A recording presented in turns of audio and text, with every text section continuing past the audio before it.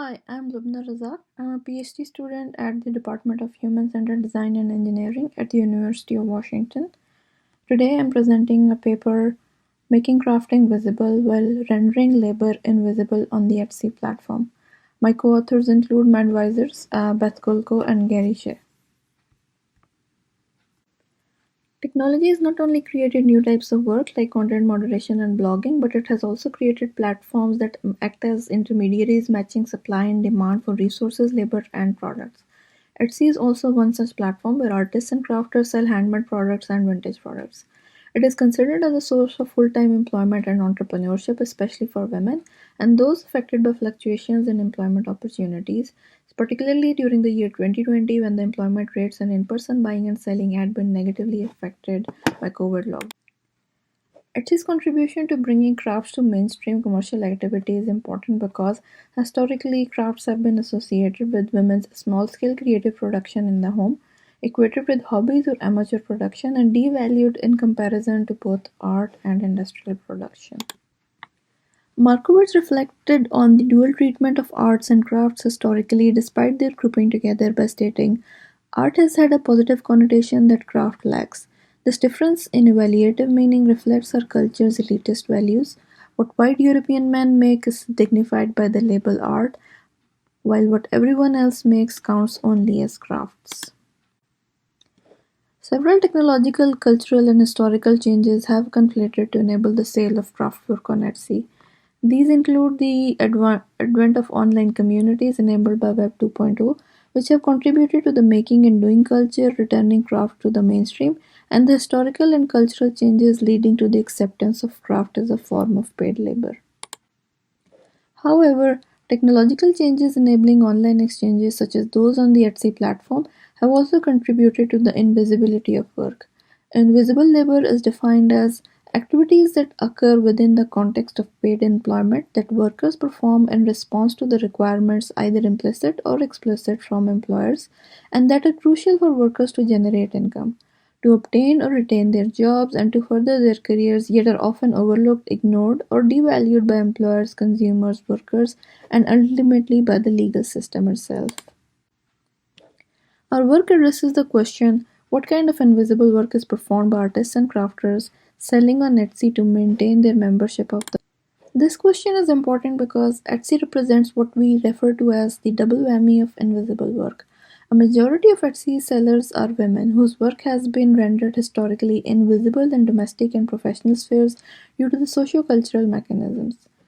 Moreover, Etsy is a technological platform enabled by Web 2.0, which has provided a renewed momentum to craft communities by equipping them with tools to make their craft visible.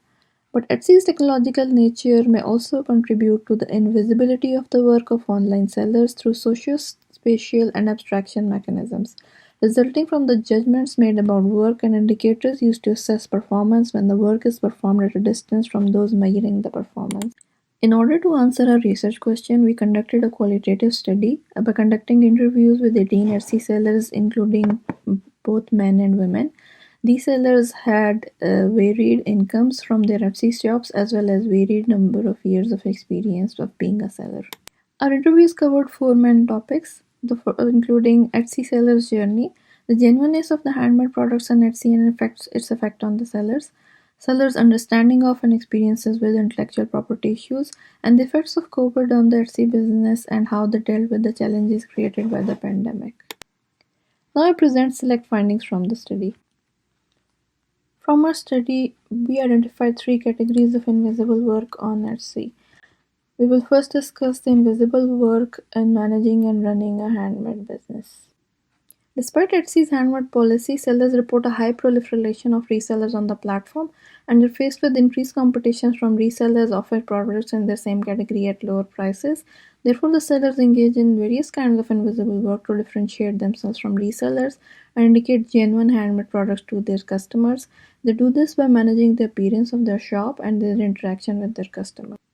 Multiple sellers reported that creating listings for handmade or vintage products on Etsy is very time consuming, as each listing needs to be created separately because all the products are unique. Some sellers even set aside special days after production to set up a studio and take. Etsy members can report violations of its handmade policy. Sellers share that many shops competing in the product category are actually reselling products available on AliExpress. But reporting requires attaching proof, and most of these shops have hundreds of individual items. It is exceptionally time consuming for sellers to effectively report violations.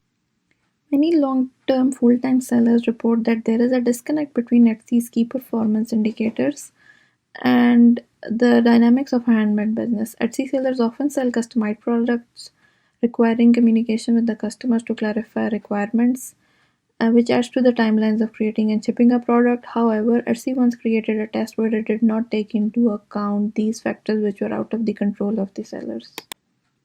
Now we will discuss the invisible work in understanding and defending intellectual property. Sellers are typically artists and crafters without the knowledge of intellectual property laws. At times they run into situations that require them to understand these laws, such as when someone copies their listings, resells their art files, violates their trademark, or accuses them of copying their designs.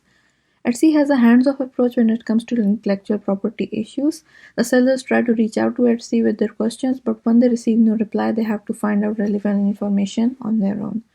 Sellers are eager for more help in this area. Because of Etsy's hands-off policy, it does not provide any mechanism for sellers to detect infringement of their intellectual property. So sellers use various other mechanisms for detecting infringement, such as asking their customers to inform them about counterfeit of their products or designs, reverse image searches on Google or keyword searches on Etsy, or using third-party tools like promoted on Reddit, or even being informed by other sellers who might run into such infringements. The cost of sending a legal notice is high, therefore the sellers first try to negotiate with the infringers after discovering that their trademark has been violated or content has been copied. Etsy does not get involved in the IP disputes and asks the sellers to first try to resolve the issues among themselves, resulting in the sellers going back and forth with the infringers, asking them to take the infringed property down. Now I will explain the invisible work in understanding algorithms and policies on Etsy. Etsy changes the positions of the sellers on its search results using various criteria which directly affect their business performance. Moreover, sometimes Etsy suspends shops which do not conform to its policies either manually or through the use of bots. All of these make it necessary for the sellers to not only understand the Etsy policies and algorithms but also keep up with the changes in both. Sellers report that Etsy changes its algorithms frequently and provides sellers with short notice periods to comply with these changes. They have to put in extra work in complying with the changes so their shops aren't negatively affected. Sellers therefore use various methods to understand how the platform algorithm works. They include reading Etsy's instruction, talking to other sellers, observing other sellers, and reading discussions among sellers on subreddits about Etsy. Sellers share their experiences with unpredictable and unexplained platform policies and actions on discussion forums. These include shop closures without any explanation. Other sellers who read about such experiences take it as a clue about what could happen to them or how the platform would treat them. Uncertainty from Etsy forced the sellers to look for other channels for their sales like websites. However, they do not have the time, resources, or skills to be always able to draw traffic to these websites. Now I move towards recommendations. Starr and Strauss argue that the phenomenon of visibility and invisibility is recursive and consists of trade-offs and balances. Efforts to make one aspect of the work visible might create new types of invisible work. We see a similar recursive relationship between making the handmadeness of the seller's shop visible to customers, as it creates the new type of invisible backstage work for the sellers. To address this, we suggest that the time invested by the sellers in different tasks be measured to reduce their invisible work by offering them tools that displace that work onto the platform. We also suggest that sellers be offered tools that automate repetitive tasks such as changes to the listings. The lack of explanation for shop suspensions increases the work sellers need to do to determine the cause of suspension, address it, and prevent it. We suggest that Etsy provides sellers with explanations for decisions like shop suspensions and closures that affect sellers adversely. They provide the sellers with transparency around working of its algorithms, including transparency of existence, operation, and impact, and also providing sellers with diagnostic tools for policy compliance to help them determine areas where they lack and work towards becoming compliant. To address the mismatch around the Etsy policies and the key performance indicators, we suggest mapping sellers' workflows and aligning the KPIs with the nature of the handmade businesses.